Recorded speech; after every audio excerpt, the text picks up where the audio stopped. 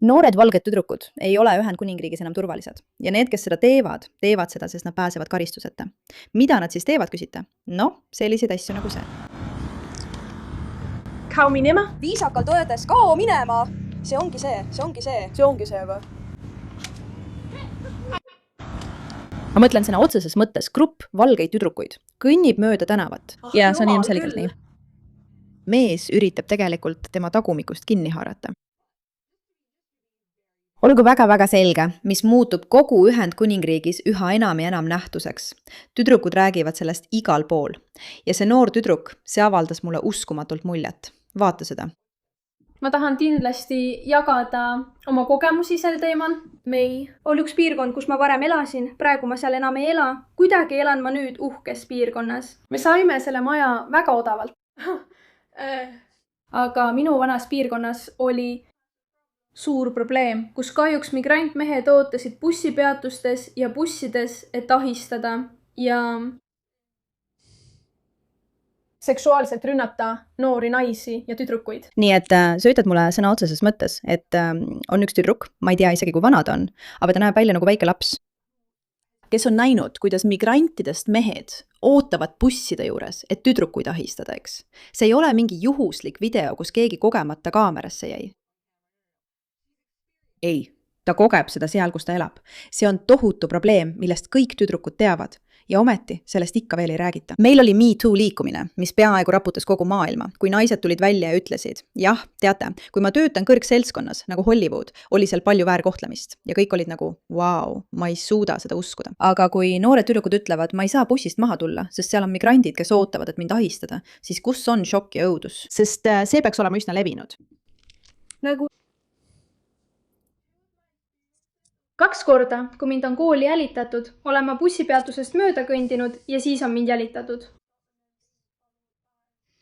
Ühel korral oli see Lõuna-Aasia mees ja teisel korral mustanahaline mees. Ta ei olnud nigeerlane. Ma teadsin, et ta ei olnud nigeerlane. Ma mainin seda ainult sellepärast, et ma tean ainult, kuidas nigeerlased välja näevad. Ma ei tea teiste kohta eriti palju. See tüdruk mainib lihtsalt mööda minnes, et teda jälitasid kooli 2 korda välismaalt pärit mehed. Ma mõtlen, ärke üles. Mis maailmas kõnnivad tüdrukud kooli ja neid jälitavad mehed ning vanemad ei tule ega peksa neid mehi läbi või lase neid minema viia. Mis maailmas saadad sama lapse bussipeatusesse või lihtsalt kooli ja ta teab, et on võimalus, et teda hakatakse jälitama. Kas sul on aimugi, kui hirmutav, traumeeriv, kohutav ja ohtlik see on? Ja see ongi nii, jah. Mõlemal korral, kui mind jälitati, algas see bussipeatusest. Mul on kahju. Kui sa viid oma last bussipeatusse ja seal on mehi, siis parem oota, kuni su tütar on bussis, eks. Ma ei tea, kas see on kellelegi, kes seda vaatab iseenesest mõisteta. Aga jaa, see oli tõesti. Ja see oli tõesti hirmus. Esimest korda, kui mind koolini jälitati, nagu sa ju üllitasid meid. Kui ma kõndisin mööda bussipeatusest ja ma üritasin rahulikuks jääda. Rahu, Megan, rahune, maha. Ta pole ilmselgelt selle kultuuriga harjunud, ta ülitab, sest võib-olla on tema riigis normaalne niimoodi vaadata, lihtsalt sellepärast, et ta on selline. Lihtsalt sellepärast, et ta on tema ise, ei tähenda, et oleks pedofiil. Ja siis. Vabandust, aga pole vahet, millisest kultuurist sa tuled, kui sa tunned end mugavalt väikestele tüdrukutele intensiivselt otsa vaadates ja neid bussipeatustes oodates. See annab Meganile õiguse karta. See annab Meganile õiguse öelda, et siin on midagi väga valesti. Ja see, et ta ütleb, et see ei tähenda, et oleks pedofiil. Ma arvan, et see on veidi liialdus. Ma arvan, et see tähendabki täpselt seda. Ta nagu jälitas mind koolini. Mis pagan see nüüd on? Nagu, mis pagan? Muide, see on Kirde Inglismaa. Aga jah, ja siis kui ma esimesel nädalal siia piirkonda kolisin, see on peen piirkond, aga see asub otse metroo kõrval, mis pole eriti peen. Esimene nädal koolin sisse, üks araabia mees vaatas oma telefoniga minu akendest sisse. Me kõndisime maja poole ja nägime teda. Tõenäoliselt jälgis ta mude, kui ta riideid vahetas. See polnud üldse mugav ja ma mõtlesin sõna otseses mõttes.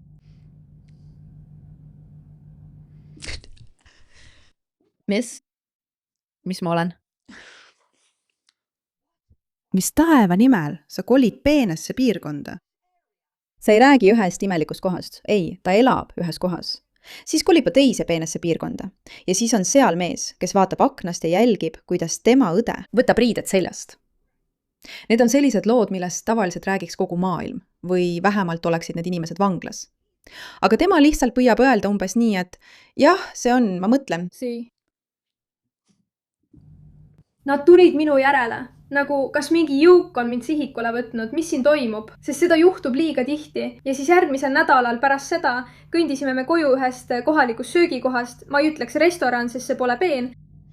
Aga see on pigem nagu pubi moodi koht. Ma ei hakka nime ütlema, aga see on mul lemmikkoht üldse. Ja seesama araablasest mees jälitas meid koju, mis oli hirmutav. Ja. See ei ole haruldane kogemus. See on hirmutav. Kui sama mees jälitab siin 2 korda, on see hirmutav, traumeeriv ja õudne sündmus, mille puhul peaksid politseisse helistama ja politsei peaks selle inimese vähemalt kinni pidama. Aga tema ütleb lihtsalt, et vaata, see ongi nüüd tavaline. Ma mõtlen, nende 6 nädala jooksul olin ma just alustamas 11. klassi. See oli põhimõtteliselt eelmisel aastal, aga nende 6 nädala jooksul, enne kui ma pidin minema 11. klassi, 3 tüdrukut samast piirkonnast, umbes 10 minuti kaugusel bussipeatusest, kus mind jälitati.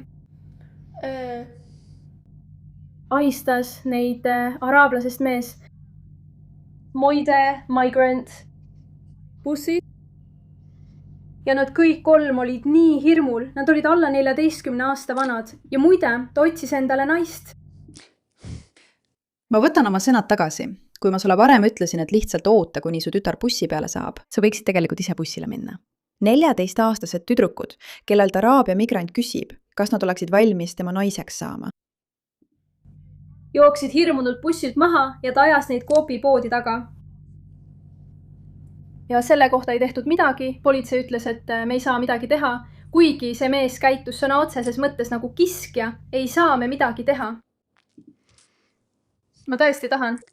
Ma mõtlen. Mis taeva pärast? Mees küsib 14-aastastelt tüdrukutelt, kas nad abielluksid temaga ja siis neid koopipoodi taga ajada. Ning politsei ei saa midagi teha.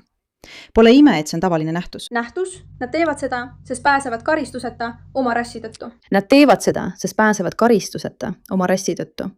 Ja tead, kes ei pääse sellest? Noored tüdrukud. Noored tüdrukud, kes on nüüd kogu eluks traumeeritud, sest mehed ajavad neid tänavatel ja bussides taga, järgivad neid, vaatavad neid nende akende taga, kui nad riietuvad. Keegi ei vaata seda, sest on külm. Ma olen vihane. Aga ma ei saa seda kinnitada, sest ma ei tea midagi teiste inimeste kultuuridest. Sest ma olen tegelikult ainult ühel Hispaania saarel käinud ja see ongi kõik. Kas sa näed, et see tüdruk on alles laps ja ta lihtsalt üritab nende meeste käitumist õigustada? Ta teeb sõna otseses mõttes videot sellest, kuidas tema sõbrad aeti bussist minema pärast abielu ettepanekut. Teda on 2 korda jälitatud, ta on näinud meest, kes siis jälle neid jälitab, vaadanud oma õde läbi akna ja nii edasi, just kui need oleksid tavalised lood. Ja ta ütleb siin, et võib-olla on see lihtsalt nende kultuuris normaalne. Kui see on nende kultuuris normaalne, siis nad ei peaks sinu kultuuris elama. See on tõesti vastik. Nagu ma läksin väljakule, sest tahtsin midagi osta. Ma arvan, et ostsin jänestele toitu või midagi sellist. Mul olid kunagi jänesed. Ja seal oli see tõesti pikk tee, mis viis sind väljakule. Ja üks tee oli nagu aia ääres. Ja ma nägin üht meest. Ma arvasin, et ta on somaallane. Aga nüüd, kui ma tagasi mõtlen, siis arvan, et ta oli eritrealane või kuidas iganes seda öeldakse. Salames muul. Ta filmis 2 peismelist, kes pingil suudlesid. Ta lamas, ta ei olnud nõlval, kus inimesed tavaliselt päevitavad. Ta oli aia ääres. Ma pole kunagi varem kedagi niimoodi tegemas näinud. Mis kurat?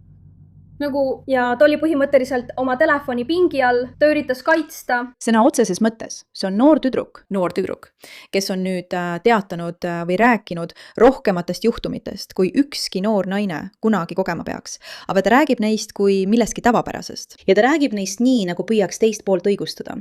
Ja ta seletab, et pole mõtet politseisse minna, sest politsei ei saa midagi teha. Aga mis sellest näitab tervet ühiskonda, mis kaitseb oma noori tüdrukuid? Mis sellest tundub õige? Sest minu jaoks tundub sellest sõna otseses mõttes kõik vale. Lihtsalt vale. Ja ta on telefoniga rääkinud, aga ma kõndisin temast mööda.